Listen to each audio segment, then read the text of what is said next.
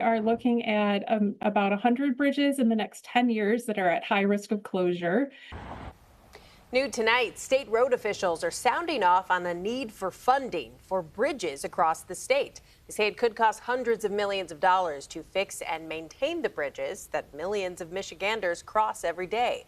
Thanks for joining us at 11. I'm Shayna Humphreys. And I'm Terrence Friday. CBS News Detroit's Heath Kalb spoke with the state's chief bridge engineer about what this could mean for drivers in the years ahead. We are looking at, the potential for having to close bridges in the next 10 to 20 years unless we get additional funding. MDOT says that about 2/3 of the state's bridges have already outlived their original design life of 50 to 60 years. And our aging infrastructure here in Michigan is causing a critical need for more investment.